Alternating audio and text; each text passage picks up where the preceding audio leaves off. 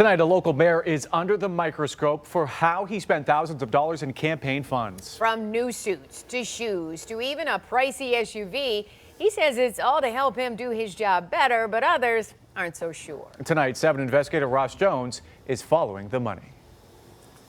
I am cooperating and will continue to do so. It's been more than 6 months since the FBI raided Taylor Mayor Rick Sollers' office and homes. Well, we are searching for evidence. With the feds seizing more than $200,000 in cash, raising questions about pay-to-play inside City Hall. To date, Taylor's mayor has been charged with nothing and may never be. But this story is about the money Sollers has been spending in plain sight from his campaign fund. As mayor, Sollers makes just over $100,000 a year. He was re-elected 2 years ago and had no opponent, but his campaign fund still got plenty of use. Starting in 2017, records show charge after charge after charge at the department store Von Maur, totaling more than $3,300. What was that for? They would have been for like suits for my position of mayor.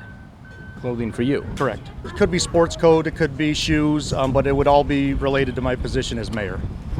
Did this suit coat get bought with campaign funds? I'm not sure, Ross. Sollers spent another $400 at the men's shoe store Johnston & Murphy, nearly $1,500 at Macy's, hundreds more at JCPenney and Target, all of it for his own wardrobe. That included the cleaning bill, too, another $3,000 spent at the dry cleaners. Michigan law says candidates aren't allowed to benefit personally from their campaign funds.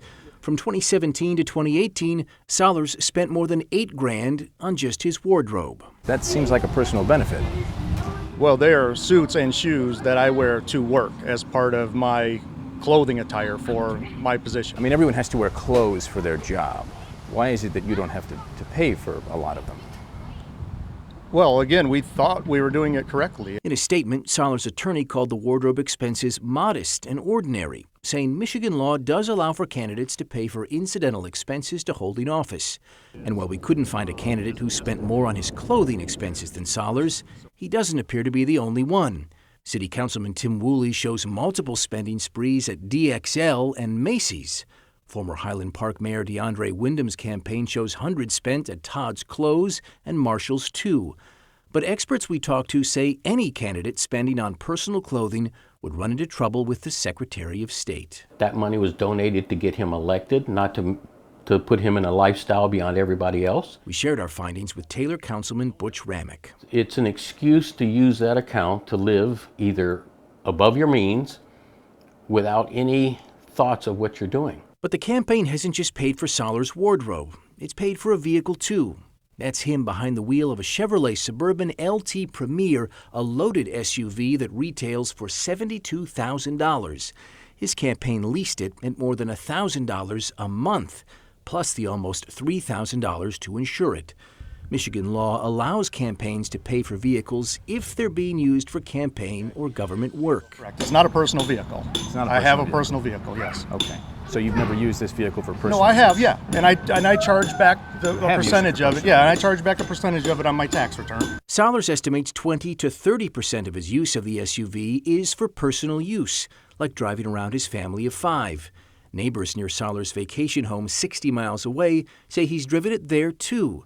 But Sollers never paid back the campaign for personal use, which is required by law. You cannot use your candidate committee funds for a personal use. Eric Doster has literally written the book on campaign finance in Michigan, advising both Republicans and Democrats. Sollers' spending on personal clothing, he says, is clearly out of bounds, and personal use of a $72,000 SUV? If I'm an enforcement official, I would look at this more suspect, that this person is trying to enrich themselves as opposed to a more, standard vehicle. Are you confident that you've been following campaign finance law? Well, I'm not confident in anything right now. Sollers' attorney Michael Patwell says the mayor is evaluating these historic uses of his campaign funds and will make any corrective action or refunds to the extent required by law. Ultimately, the Secretary of State determines if that's necessary. He says that in May, Sollers personally took over payments for his $1,000 a month Chevy Suburban, though he did not say why.